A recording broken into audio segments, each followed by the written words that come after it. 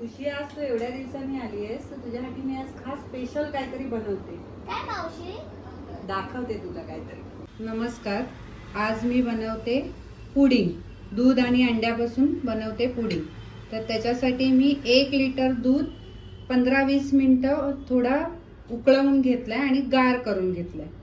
4 अंडी, साखर, जायफळ, व्हॅनिला इसेन्स. तर ह्याच्यात मी 4 चमचे साखर घालते दुधामध्ये. तुमच्या आवडीनुसार गोड.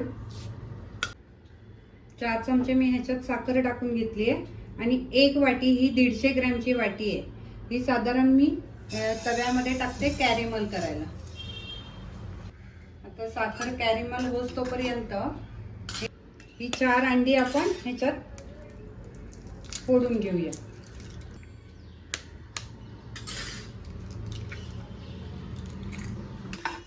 गॅस लो करून कॅरेमल करायला साखर ठेवली आहे. आता मी ग्राइंडरनी हे सगळं एकजीव करून घेणार आहे. ह्याच्यात साखर, अंडी आणि दूध.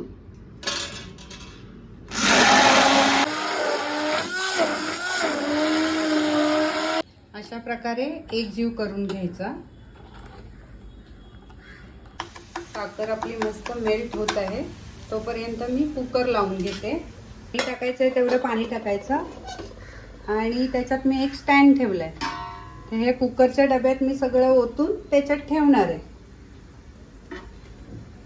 अशी चॉकलेटी रंगापर्यंत मेल्ट करायची आहे ती. आता झाली. डब्यात ओतते. 2-3 ड्रॉप व्हॅनिला इसेन्स घालते. हे मिक्स करून घ्यायचंय आणि या कुकरच्या डब्यात ओतणार आहे.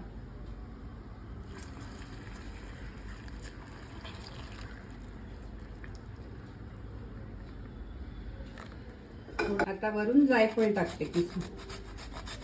झालं आपलं पुडिंग तयार. आता कुकरमध्ये ठेवायचं. 30 मिनिटं कुकरमध्ये ठेवा. शिट्टी काढायची आहे झाकणाची. 15 मिनिटं फास्ट गॅसवर आणि मग 5 मिनिटं स्लो गॅसवर ठेवायचंय. चांगलं शिजून घ्यायचं. आता 20 मिनिटं झालेत कुकरला. 20 मिनिटं होऊन मी गॅस बंद करून परत 10-15 मिनिटं असंच ठेवलंय. आता मी उघडते. लगेच कुकर उघडू नका, घाई करू नका कुकर उघडायची. मस्त आपलं पुडिंग तयार झालंय. सुरी घालून बघायची. हे बघा, स्वच्छ सुरी बाहेर आली, ह्याचा अर्थ तो शिजलाय. आता मी हे असंच फ्रीज मध्ये ठेवणार आहे गार झाल्यावर. हे गार झालं कुकरमध्ये की मग नंतर 3 तासासाठी मी फ्रीज मध्ये ठेवणार आहे. अशा प्रकारे आता मी 2 तास फ्रीज मध्ये ठेवलेला आणि आता रेडी झालंय. बघूया आपण.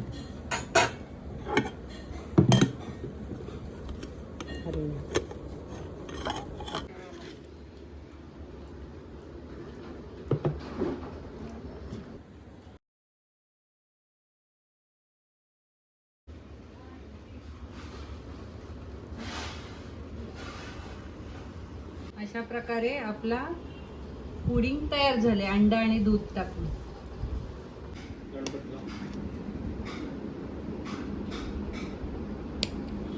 परफेक्ट स्लाइस आला. हे की खुशी, काहीतरी स्पेशल.